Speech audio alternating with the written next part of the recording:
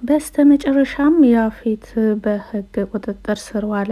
ለዘመናት አብራው ስትሰራው የነበረችው ሉሊትም ዋና አዛዧ የስራው አለቃ ያፌት መሆኑን ዛሬ ነው ያወቀችው። ለፖሊሷም እያንዳንዱ የተፈጠረውን ነገር ተናግራለች ሉሊት። ምክንያቱም አለቃዬ ማን እንደሆነ አላቅም፣ እኔ የታዘዝኩትንና በስልክ ጥሪ የሚደርሰኝን መልእክት ነው የምፈጽመው፣ ብዙ ጊዜ ያስፈራሩኛል በማለት ተናግራለች ሉሊት። ወደ ስራው የገባቸው የሆነ ቀን ብር ቸግሯት ብር ስለፈለገች ብቻ በቂ የሆነ ገንዘብ እንደሚከፍሏትና ያዘዟትን ስራ እንደምትሰራ ብቻ ስለነገሯት በዛን ቀን ከተስማማች ወዲህ ከዛ ስራ መውጣት አልቻልኩም፣ በስልክ እየተደወለ ብዙ ጊዜ ያስፈራሩኝ ነበር በማለት ለፖሊሷ ተናግራለች ሉሊት። ሰላም ሰላም፣ ውድና የተከበራችሁ የለዛ ሚዲያ ቤተሰቦች ለቻናሉ አዲስ ከሆናችሁ ሰብስክራይብ በማድረግ እንደዚሁም ቪዲዮውን በላይክ መጀመሪያ አትርሱ። ሐረግ ድራማ ቀጣይ ፓርት ይዤላችሁ መጥቻለሁኝ። እስከ መጨረሻው ድረስ አብራችሁ ለመቆየት ሞክሩ። እንደሚታወቀው ኤፍራታ ያፌትን አግብተዋለች፣ ወደደችም ጠላችም።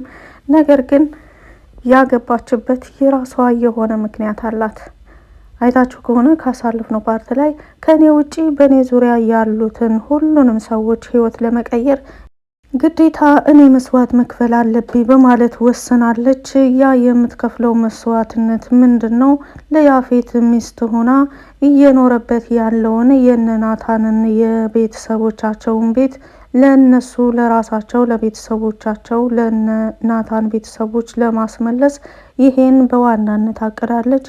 ሌላ ደግሞ ታግተው የነበሩ ሴቶችንም ከሱ ቅርብ በመሆን አልፎ አልፎም ደግሞ ከሂዊ ጋር በመቀራረብ የቻሉትን ያክል ከሴቶቹ ጎን ለመሆን ነው ኤፍራታ ሆን ብላ ከያፌት ጋር መሆኑን የመረጠችው። ያፌትም ኤፍራታ ከሱ ጋር ከሆነችና ሚስቱ ሆና እቤቱ አብራ እስከኖረች ድረስ ምንም ችግር እንደሌለበትና ቀስ በቀስ እየወደደችው እያፈቀረችው እንደምትመጣ ነው ያወቀው። እንደዚሁም አንድ ወንድ አንዲትን ሴት ካገባና በቤቱ ካዋላት ካሳደራት የእሱና የእሱ ብቻ መሆን እንደምትችል ነው የተገነዘበው። ነገር ግን ጉዳዩ ሌላ ነው። እንደሚታወቀው እነ ቤዛን ቤት ያልጠበቁት ነገር ሳሎን አይተዋል። ሲጀመር ሉሊት ፍርሃት እየተሰማት ነው። በዋናነት ነፍሳት ጸጉርሽ ላይ አገኘው ካለቻት ወደዚህ ጽዮን ብዙ ጊዜ ራሷን ጸጉሯን ሁሉ እየፈራች ነው ያለችው ሉሊት። ከዛም በኋላ የጽዮን ሁኔታ ግራ ያጋባው ወንድሟ ጽዮን ነገሮችን እያስታወሰች ነው ብሎም ከመገመት አንጻር ምናልባት አሟተም ሊሆን ይችላል። ይሄ ነገር ሊብስባትም ሊችል ይችላል። ምናልባት የማስታወስ ችሎታዋ ዜሮ ሆኖ ይሆናል እንደዚህ ድንገት የምትወድቀው በማለት ስለፈራ እህቴ ተነሽ ወደ ሐኪም ቤት እንሄድ በማለት ሲነግራት አይ ወንድሜ እኔ እኮ አሞህ እንደሆነ እንደዚሁ ገምቼ ነበር፣ ምንህን አሞህ ነው አሁን ሐኪም ቤት የምንሄደው ብላ ስትጠይቀው ለኔ አይደለም ላንቺ ነው ሐኪም ቤት መሄድ አለብሽ። ታስታውሺ ከሆነ እኮ ከነ ያፌት ቤት እንደመጣን ከሰርጉ እንደመጣን እዚህ ታች ሳሎን ቤት ወድቀሽ ነበረ በማለት ሲነግራት እኔ እኮ እዛ ያፌት መድኃኒት ወስዶ ሲወድቅ አይቼ ስለደነገጥኩ ልቤን አሞኝ እንጂ ደህና ነኝ፣ ምንም የተፈጠረ ነገር የለም። ይሄው በቂ ረፍት አድርጌ አሁን ሙሉ ለሙሉ ወደ ሙሉ ጤንነት ተመልሻለሁ ብላ ተነግረዋለች። ይልቁንስ አንተን ሳይህ ጤነኛም አትመስለኝም፣ ሄደን መመርመር አለብህ በማለት ስትነግረው አትቀር ልጄ ቢጃማሽን ቀይሪና ወደ ሐኪም ቤት እንሄዳለን በማለት ሲነግራት አልሄድም በማለት አልጋ ላይ በመውጣት ሲሯሯጡ ነበረ። ከዛም በኋላ ወደ ቤዛ ነው የሄዱት። ቤዛና ሉሊት ሳሎን ቤት ነበሩ። በተለይ ሉሊት ጸጉሯን ሁሉ እንዳለ ሰውነቷን ሁሉ ነፍሳት ያለበት እየመሰላት ከመስታወት መራቅ አልወደደችም። እዛው መስታወቱ ፊት ለፊት ቆማ ነበር ቤዛም ሉሊትን ያገኘቻት። ምን እያረግሽ ነው በማለት ስትጠይቃት እሰይ መጣሽ እንዴ? እስኪ ጸጉሬ ላይ ነፍሳት ይታይሻል ቤዛ? እስኪ ይልኝ በፈጠረሽ አንሽልኝ ጸጉሬ ላይ ያለውን ነፍሳት በማለት ስትጠይቃት ቤዛም ጸጉርሽ ላይ ምንም ነፍሳት የሚታይ ነገር የለም ብላ ከማረጋጋት ይልቁንስ ወይኔ በጣም የሚያስፈራ ነፍሳት ነው ጸጉርሽ ላይ ያለው በማለት ትነግራታለች። ሉሊትም በጣም ትደናገጣለች። በጣም ተደናግጣ ልትጮህ ስትል ጽዮንና ናታን ከፎቅ ይመጣሉ። እነሱም እየተሯሯጡ ነበር የመጡት። ጽዮንም እንደመጣች ሉሊት ላይ ተጠመጠመች፣ አቀፈቻትና እባክሽን አድኝኝ፣ ወንድሜ ሐኪም ቤት ልውሰድሽ እያለኝ ነው። እኔ ደህና ነኝ፣ እኔ ወደ ዶክተሮች ሄጄ መርፌ መወጋት አልፈልግም በማለት ስትናገራት ሉሊትም የጽዮንን ሐኪም ቤት መሄድና የጽዮንን ትውስታ መመለስ አትፈልግምና በቃ እሷ እኮ ደህና ናት፣ እኛ እንደሆን እንንከባከባታለን፣ ጽዮን የሚያስፈልጋት እንክብካቤ ነው፣ እኛም አለንላት በማለት ለናታን ስትመልስለት ቤዛ ደግሞ እንዴት ነው ሀሳብሽ ጽዮን፣ መዳን አትፈልጊም እንዴ? እንዴት ነው ሐኪም ቤት መሄድም አትፈልጊው በማለት ትነግራታለች። ቤዛና ሉሊት እዚህ ጋር ተቃራኒ ሀሳብ ያመጡት። ቤዛ በንጹህ ልቧ የጽዮንን ማስታወስ ስለፈለገች ነው። ሉሊት ደግሞ የጽዮንን ማስታወስ አትፈልግም። ምክንያቱም ከጽዮን እንደዚህ መሆን በስተጀርባ የእሷ እጅ ስላለበት እሷ ስለመታቻት ያኔ ከበር ጋር ከግድግዳ ጋር አጋጭታት መሬት ላይ ባትጥላት እና ራሷን ባይመታት ኖሮ የጽዮን ትውስታ እንደዚህ አሁን ባለበት አይሆንም ነበር። ነገር ግን ጽዮን እያንዳንዱ ነገር አሁን አስታውሳለች። ማስታወሷን ለወንድሟም አልነገረችውም። ወንድሟም ሐኪም ቤት እንሄድ ከማለት ውጪ እውነታውን አላወቅም። ኤፍራታም መስዋዕት ለመክፈል ዝግጁ የሆነችበትን ከያፌት ጋር ያላትን ትዳር አንድ እርምጃ ጀምራለች። ጉዞዋን ወደ ስኬት ማለት ነው። አሁን ነገሮች በጣም ቀላል እየሆኑላት ነው። ቤቱን በሚስትነት መውሰድ ትችላለች። ብዙ ወረቀቶችን እንደዚሁም ያግዘኛል የምትላቸውን ዶክመንቶችም እያገኘች ነው። ነገር ግን ናታን በኤፍራታ ተስፋ የቆረጠ ይመስላል።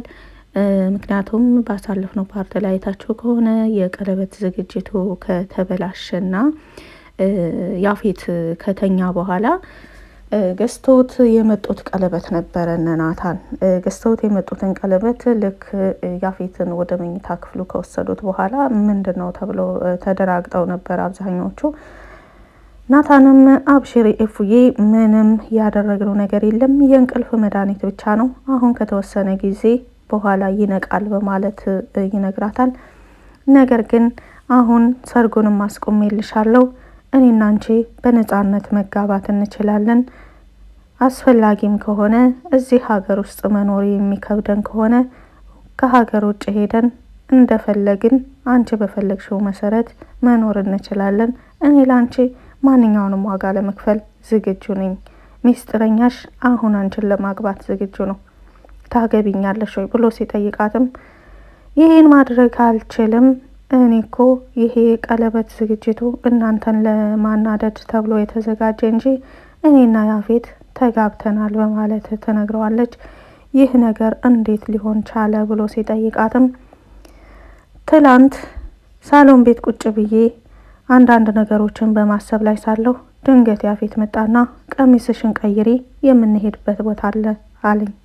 ከዛም በኋላ እኔ የትም መሄድ አልፈልግም፣ በቃ ሰርጉ ከሆነ ነገ ነው አይደለ፣ እስኪ ተወኝ እረፍት ላገኝ ቢያንስ በማለት ስትነግረው ልብስሽን ቀይሪና መዘጋጃ ሄደን እንፈራረማለን በማለት ነበር ያዘዛት።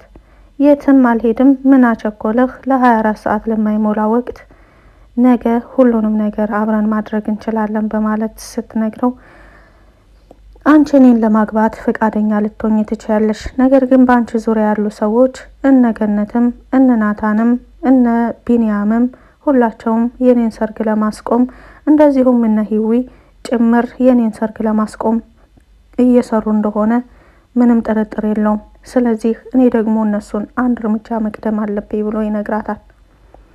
ምንም ነገር አያደርጉም፣ እኔም አርፌ ልቀመጥ፣ አንተም አርፈ ተቀመጥበት በማለት ስትነግረው እንደዛ ካልሽማ ናታንንም ሆነ ገነትንም ሆነ ዳጊን እኔ በሆነ ነገር መያዝ አለብኝ እያቸው፣ ሁሉም በእኔ ቁጥጥር ውስጥ ናቸው በማለት ላፕቶፕ በማምጣት ቪዲዮ ያሳያታል። ናታንም እቤቱ በረንዳ ላይ እየተዘዋወረ ነበረ። ዳጊ ወንድሟም ከያፌት ያክስቱ ልጅ ጋር ወክ እያደረጉ ነበረ። አየሽው፣ ይሄ አንድ ወንድምሽ፣ ይሄ አብሮት ያለው ወንድሜ ነው። ይሄ ዳጊ ወንድምሽ ሲሆን ይሄኛው ደግሞ የኔ ያክስቴ ልጅ ያሳዳጊዬ ወንድሜ ማለት ነው። ዳጊን አንድ ነገር ለማድረግ በነገራችን ላይ የኔን ስልክ ጥሪ ብቻ ነው የሚጠብቀው። በፈለኩትና በፈለኩት ወቅት ምንም ነገር ማድረግ እችላለሁ በማለት ሲነግራት፣ እባክህ ይሄን እንዳታደርግ፣ እኔ እኮ አንተን ላገባህ የወሰንኩት እነሱ ምንም እንዳይሆኑ በማሰብ ነው በማለትን ስትነግረው፣ እንደዛ ካሰብሽማ በቃ መኪና ውስጥ ተጠብቅሻለሁ፣ ቶሎ ለብሰሽ ነይ በማለት ሲነግራት ብትናደድም ያፌት ካዘዛት ነገር ውጭ ማድረግ አልቻለችም።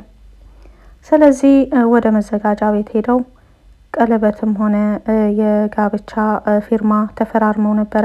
ለዛ ነው አሁን ናታን ባገኘው አጋጣሚ ኤፍራታን ለማግባት ሲሞክር አይሆንም፣ ይሄ ሊሆን አይችልም በማለት የነገረችውና ይሄንን ነገር ስትነግረውም እያለቀሰች እንደነበረ በሱ ልብ መሰበር በሱና በሷ መካከል ብዙ ነገሮች በመካከላቸው እየገቡ ይበልጥ እየተራራቁ እንደሆነ ስለተረዳች እንግዲህ ያፌት ሁለት ጠላቶቹን እቤቱ አስቀምጧል። ኤፍራታም እሱን ለማጥመድ ሆን ብላ የገባች ስትሆን ሰራተኛዋም ከፖሊሶች የተላከች መርማሪ እንደሆነች ይታወቃል።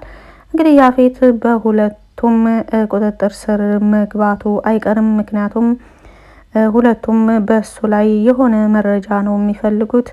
እቤት ውስጥ ደግሞ ጊዜ የሚያሳልፉት ከሱ በላይ እነሱ ናቸውና በተለይ ሰራተኛዋና ኤፍራታ ሲግባቡ ሁለታቸው በጥምረት ምን ማድረግ እንዳለባቸው ደግሞ የምታዩት ይሆናል። በጣም ውጤታማና ስኬታማ ነው የሚሆኑት።